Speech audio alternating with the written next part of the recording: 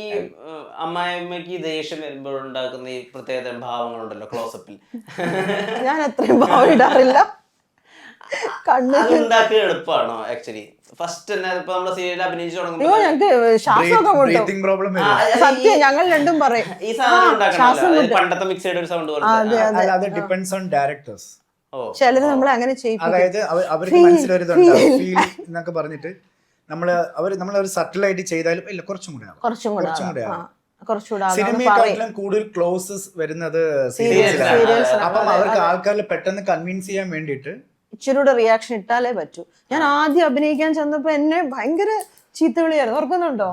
ഇതെന്താണ് എനിക്ക് മനസ്സിലായില്ലേ, നെഗറ്റീവാണ്, ഇച്ചിരൂടെ ഇടണം. നമ്മളെ റിയൽ ലൈഫിൽ ആരും അങ്ങനെ അത്രയും ഇടോ ഇല്ല. ഈ കണ്ണുകളും ഒക്കെ അത്രയും തുറപ്പിക്കാൻ അല്ല, ആ ട്രെൻഡ് ഇപ്പൊ അങ്ങനത്തെ ഇല്ലാന്ന് തോന്നുന്നു. കുറച്ച് കുറവാണ്. ഈ ഡാൻസ് ചെയ്യുന്ന ആളുകൾക്ക് അവർക്കൊരു ഫെമിനിറ്റി ഉണ്ടെന്നും അല്ലെങ്കിൽ ഫെമിനൈൻ നേച്ചർ ഉണ്ടെന്നും അവർക്ക് മാസ്കുലിനായ റോളുകൾ എടുത്താൽ പൊങ്ങില്ല, അല്ലെങ്കിൽ എടുക്കാൻ അവരെ കാസ്റ്റ് ചെയ്യാൻ അത് ഒരു കറക്റ്റ് ഓപ്ഷൻ ആയിരിക്കില്ല എന്ന് പറയുകയും, എന്നാൽ അത് ബ്രേക്ക് ചെയ്തിട്ട് ആളുകൾ നന്നായി പെർഫോം ചെയ്യാറുണ്ട്. അത് ആകാശം സ്വയം ബ്രേക്ക് ചെയ്യുന്നു, അങ്ങനെ ഫീൽ ചെയ്തിട്ടുണ്ടോ? എന്നെ സംബന്ധിച്ച് ഓഫ് സ്ക്രീൻ ഞാൻ എന്താണെന്നുള്ളത് എന്റെ കാര്യമാണ്. ഓൺ സ്ക്രീനിൽ എന്നെ സംബന്ധിച്ച് എന്റെ എന്തെങ്കിലും ഒരു കാര്യം ഒരിക്കലും അതിനകത്ത് ഉണ്ടാവില്ല. റിയൽ ലൈഫിൽ ഉള്ളത് ഉണ്ടാവരുത്, അത് ഒരിക്കലും ചെയ്യാൻ പറ്റില്ല നമുക്ക്. ഇപ്പൊ ഞാൻ പറയട്ടെ, നമ്മൾ എല്ലാവർക്കും ഒരു ബാലൻസിങ് ആയിട്ടുള്ള ഒരു ഹോർമോൺ ഉള്ള പേഴ്സൺസ് ആണ് ഹ്യൂമൻ ബീങ്സ് എല്ലാം. ഫീമെയിൽ മെയിൽ, അത് ചിലപ്പോൾ ഡൗൺ ആവാം, ഹൈ ആവാം.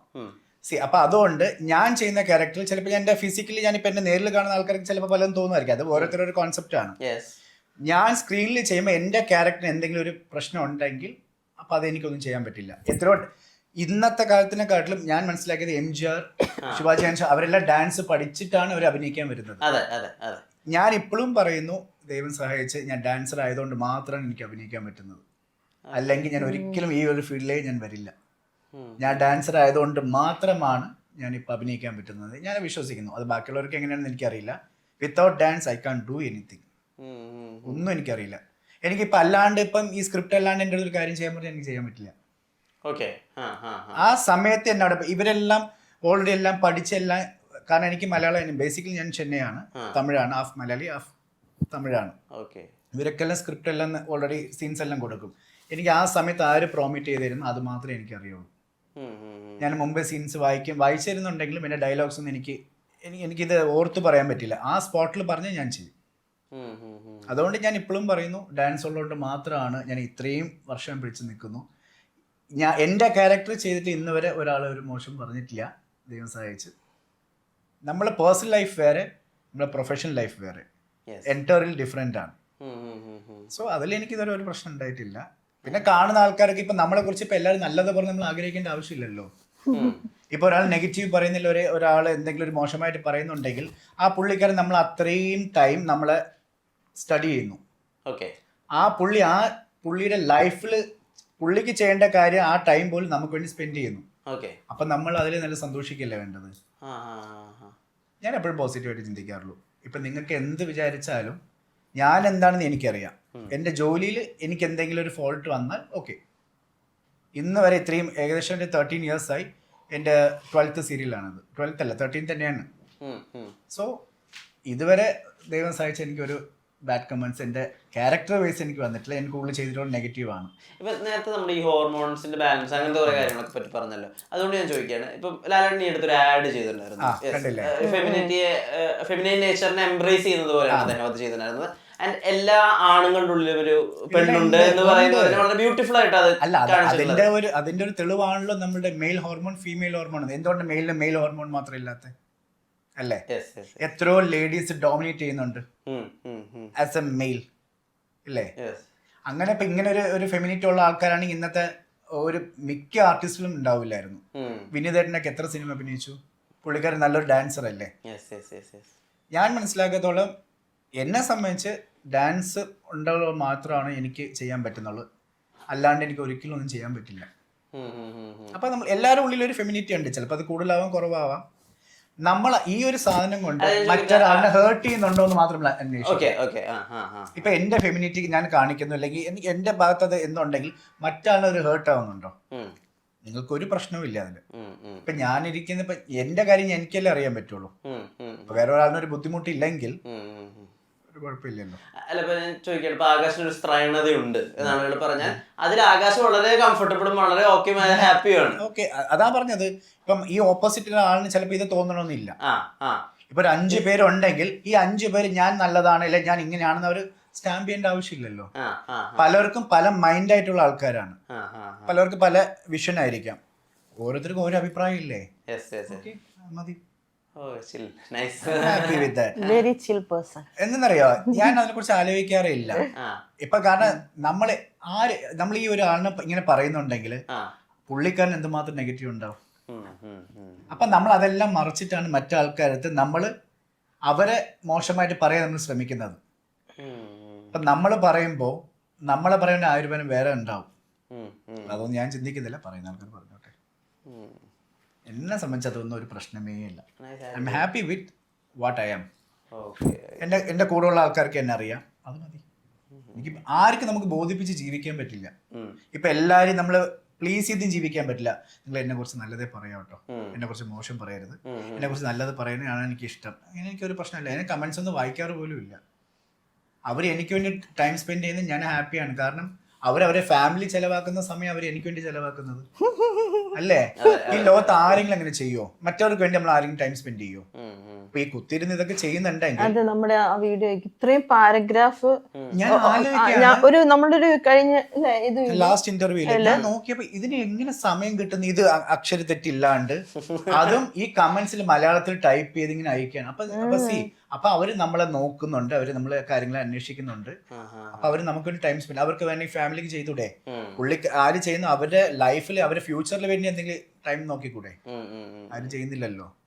അതിനകത്ത് ഈ ആൺ പെൺ വേർതിരിവിലൊക്കെ ഒരുപാട് കമന്റുകളുണ്ട്, ഇഷ്ടം പോലെ ഉണ്ടാവും. അതിലേതെങ്കിലും പേഴ്സണലി വേദനിപ്പിക്കോ അല്ലെങ്കിൽ ഒന്നും ഇങ്ങോട്ടേക്ക് പാസ് ചെയ്ത് കയറിയിട്ടില്ല? എന്നെ സംബന്ധിച്ച് അത് പ്രശ്നമേ അല്ല. ഞാൻ കഴിഞ്ഞ ഇന്റർവ്യൂവിൽ അത് തന്നെയാണ് പറഞ്ഞത്. നിങ്ങൾക്ക് എന്നെ എങ്ങനെ കാണാൻ തോന്നുന്നു അങ്ങനെ ആയിക്കോട്ടെ. എന്താണ് നമ്മൾ ഒരു ദൈവത്തിന്റെ കോൺസെപ്റ്റിൽ എന്താണ് അർദ്ധനാരീശ്വരൻ പറയേണ്ട ആവശ്യം എന്താണ്? ഒരു സ്ത്രീയിൽ ഒരു പുരുഷനുണ്ട്, ഒരു പുരുഷനിൽ ഒരു സ്ത്രീ ഉണ്ട്. ഈക്വൽ ബാലൻസിങ് ആണ് എല്ലാം. മനസ്സിലായില്ലേ? അതുകൊണ്ട് നമ്മളത് എങ്ങനെ കാണുന്നുള്ളതാണ്. എന്നെ കൊണ്ട് മറ്റാൾക്കാർ ഉപദ്രവം ഉണ്ടോ? അത് മാത്രം നോക്കി. എന്നെ കൊണ്ട് നിങ്ങൾക്ക് എന്തെങ്കിലും ഒരു ഡിസ്റ്റർബൻസ് ഉണ്ടെങ്കിൽ പറയാം, നിന്റെ ഈ ഒരു കാരണം കൊണ്ട് ഞങ്ങൾക്ക് ഡിസ്റ്റർബൻസ് ആണ്. എൻ്റെ ഫാമിലിക്ക് ഇല്ല, എൻ്റെ കൂടെയുള്ളവർക്ക് ഇല്ല, പിന്നെ മറ്റാൾക്കാർക്ക് എന്താണ്? നമ്മൾ കഷ്ടപ്പെട്ട് നമ്മൾ ജീവിക്കുന്നു, നമ്മൾ ആരും ഉപദ്രവിക്കാതെ ജീവിക്കുന്നു. Be your self. എനിക്ക് ഒറ്റ വാക്ക് ഞാൻ എല്ലാവരും ഇവളോട് ഞാൻ എപ്പോഴും പറയും, ബി യുവർ സെൽഫ്. നമ്മൾ ആരും എന്ത് ചിന്തിക്കുന്നു നമ്മൾ ജീവിക്കാൻ ഞാൻ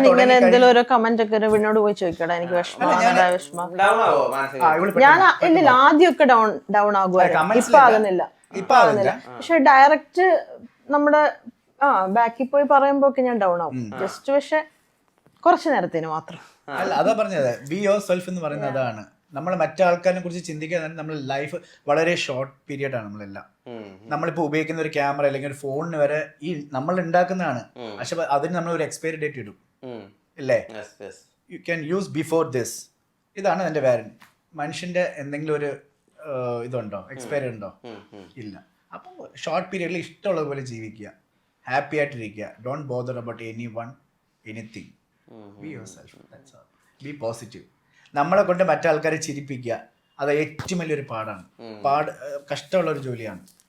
നമ്മളെ ആൾക്കാരെ വേണ്ടി തമ്മിലടിപ്പിക്കാം, ദേഷ്യപ്പെടാം, പക്ഷെ ഒരാളിനെ ചിരിപ്പിക്കുക എന്നുള്ളത്, ഇല്ലെങ്കിൽ അവരെ സന്തോഷമായിട്ട് നമ്മുടെ സർക്കിളിനെ സന്തോഷമായിട്ട് വെക്കുക എന്നുള്ളത് ഒരു വലിയൊരു കാര്യമാണ്.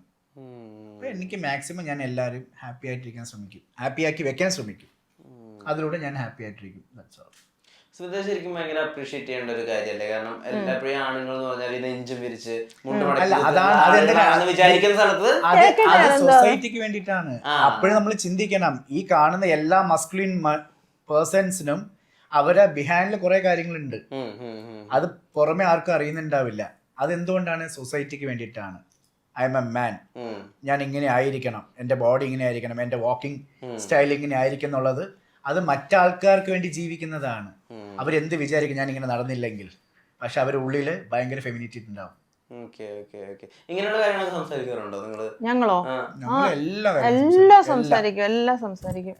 ഇങ്ങനത്തെ എല്ലാം ചോദിക്കും, ഞാൻ സംശയം ചോദിക്കും, ഡൗട്ട് ചോദിക്കും. പക്ഷെ ഇവന്റെ ഒരു പ്രത്യേകത എന്ന് പറഞ്ഞാൽ അത്രയും പോസിറ്റീവാണ്. ആ കാര്യം വിചാരിച്ച് ഇപ്പൊ ആരെങ്കിലും ഒരു കമന്റ് ഇട്ടാലോ അങ്ങനെ ഒരു സംഭവം ഇതിനെ കുറിച്ച് എന്നോട് സംസാരിക്കണ്ട, ഇതൊക്കെ ഇത്രയും ചെറിയ കാര്യമൊക്കെയാണോ നീ സംസാരിക്കുക, അങ്ങനെയാ. അത് വളരെ പോസിറ്റീവായി എടുക്കുന്ന ആളാണ്. അത് ഭയങ്കരമായിട്ട് പേഴ്സണലി എടുത്തിട്ട് അതിനെ കുറിച്ച് ആലോചിച്ച് ടെൻഷൻ ആയോ ഇനി ഞാൻ ഇന്ന് എന്ത് ചെയ്യും, ഇനി ഇതിങ്ങനെ നടക്കണമല്ലോ, ഞാൻ ഇങ്ങനെ നടക്കണമല്ലോ, അതിന്റെ ആവശ്യമില്ലല്ലോ. എനിക്ക് വരെ അങ്ങനത്തെ കമന്റ് വരാറുണ്ട് അല്ലേ, ഇഷ്ടംപോലെ എനിക്ക് വന്നിട്ടുണ്ട്. കാരണം ഇപ്പൊ കുറച്ച് മറ്റുള്ള ആൾക്കാരിൽ നിന്ന് കുറച്ച് വ്യത്യസ്തമായി, കുറച്ച് വെളുപ്പ് കൂടുതലാണ് അല്ലെ, പൂച്ചക്കണ്ണാണ്, അപ്പൊ കുറെ നാളിന് അങ്ങനെ മുഖമുള്ള ഒരാൾ സ്ക്രീനിൽ വന്നു, അപ്പോഴത്തേനും നമ്മളെ ഒന്ന് വിഷമിപ്പിക്കാൻ വേണ്ടി അതിന്റെ അടി വന്നിട്ട് വേറെ കമന്റ് ഇടുക, അങ്ങനത്തെ പരിപാടി എനിക്ക് 2-3 വന്നിട്ടുണ്ട്. അപ്പൊ ഞാൻ ഇവന്റെ അടുത്ത് പോയി ചോദിച്ചു, എടാ എന്തുവാടാ ഇത്, കാരണം നമ്മൾ ഇത്രയും വർഷം ജീവിച്ചിട്ട് അങ്ങനെ ഒരു സംഭവം വന്നിട്ടില്ല, ആരും ചോദിച്ചിട്ടില്ല നേരിട്ട്. അതാ പറഞ്ഞു, ഇന്നുവരെ എന്റെ മുഖത്തൊക്കെ ഒരു മനുഷ്യൻ അങ്ങനെ ചോദിച്ചിട്ട് ചിലപ്പം അവർക്ക് തോന്നിയ ഞാൻ എന്ത് വിചാരിക്കുന്നായിരിക്കും. പക്ഷെ ഇതെല്ലാം എന്തിനു ബിഹൈൻഡ് സീനിൽ ഇങ്ങനെ ചെയ്യുന്നു പറയാ. ഈ പറയുന്ന ഈ ഇടുന്ന കമന്റ്സ് എല്ലാം എത്ര ജെന്യൂൻ അക്കൗണ്ടാണ്.